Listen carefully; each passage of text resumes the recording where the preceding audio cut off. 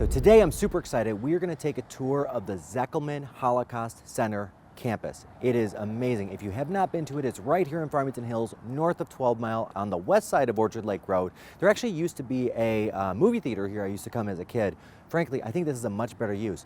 One thing I do want to note on the building is the building was designed like a concentration camp on the outside to give people a sense of what conditions the Jews were living under while they were at Auschwitz and some of the other concentration camps. Now, we're going to continue doing videos like this highlighting very specific historical things in and around all of Metro Detroit. Don't forget to subscribe and give us a like, and we'd be honored to be your real estate broker of choice to help your family buy or sell real estate. Let's get in there. Now, this place has been in operation for 37 years. Before that, it was the old Orchard movie theater, and frankly, I think this is a much better use of the space.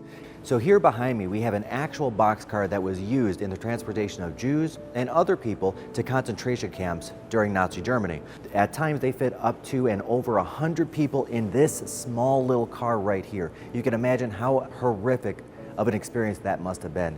But please do take a tour through the Holocaust Museum. Definitely stop by the bookshop. In addition, they feature tours, they feature corporate events, and they also have guest speakers and authors in on a regular basis to help understand how horrible that event was.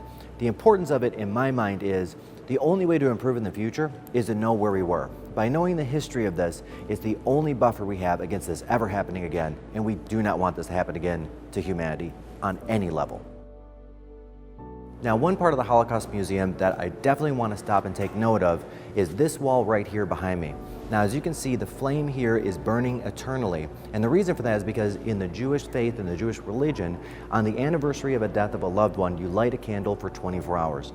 Because we don't know when these almost 6.3 million deaths occurred, this flame is burning eternally in remembrance of all of them. Now, one thing I do want to point out is if we take a look at each country, there are differing amounts of people that were killed by Nazi Germany. The low one up here, Denmark at 77, is because the King of Denmark decided to take a stand against Nazi Germany and refused to send the Jews to the concentration camps. He underwent a very big trial, took a stand against Nazi Germany for what he believed was the right thing to do. Now, as I was told by one of the people that work here, who has wonderfully explained this entire wall, and I 100% agree with, it's a great illustration that we all have a choice that we can make in life. And sometimes those choices can be very hard, but we can always choose how we treat each other regardless of the differences that we have. We could be a different religion, different race, different creed, all of it. But we wake up every day and we choose how we're going to treat other humans.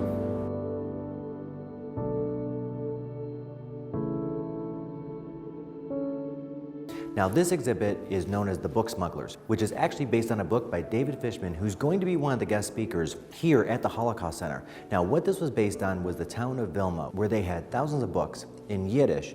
And when the Nazis came in, and then there's two parts to the story, when the Nazis came in, they separated out the Jewish books and the Yiddish books from the rest of the books. And then from there, they burned them. Now, the book smugglers are people that hid books in their clothing, under their shirts, in their pants, wherever they could, got them out of the library, and frankly, buried them to save them. We actually have one of the books that was saved that was written in either 1857 or 1858. It's a little bit unclear which year, but written then here on display at the Holocaust Center here in Farmington Hills. Now, directly after World War II, Vilna came under Soviet rule, and Soviets were also very anti-religion in general. So there was yet another book burning where Yiddish books were taken again, and the book smugglers came through and saved hundreds of these books, which again made their way to New York, and through New York came here to Farmington Hills and are on display.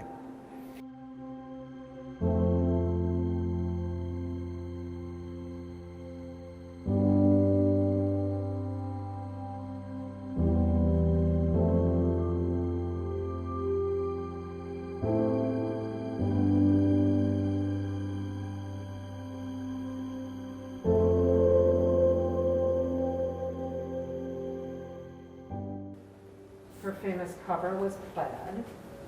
This is actually from the diary itself. So you'll see pictures. But the window in Amsterdam, this is the picture of the actual window. And I told you her tree was right there. That's how she knew the seasons. It's like the flowers on the chestnut, she would know it's spring. It's green, she knows it's summer. So if you remember when you were in middle school reading the diary, that's how she told the seasons. This is the actual size of the window in the attic. So look at our tree. Remember I told you there was a sampling? So that is our sapling.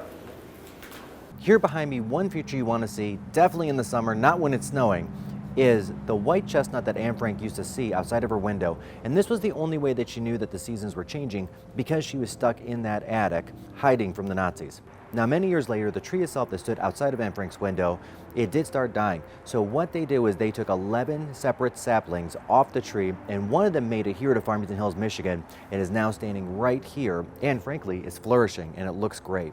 This is definitely a tree to see, and then on the inside, there's a window-sized cutout that you can look through to see the only sign of the outside that Anne Frank was able to see during those years that she was in hiding.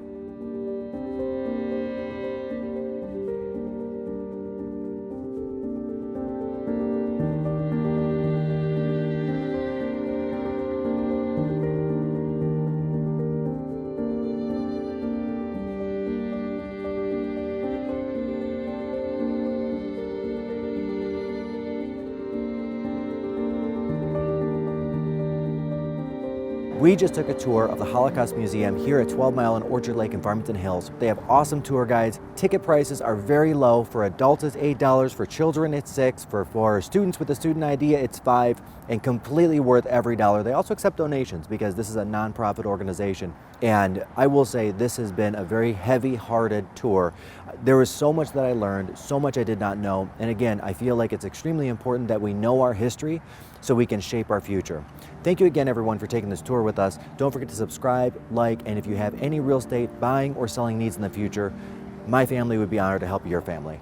Thank you again.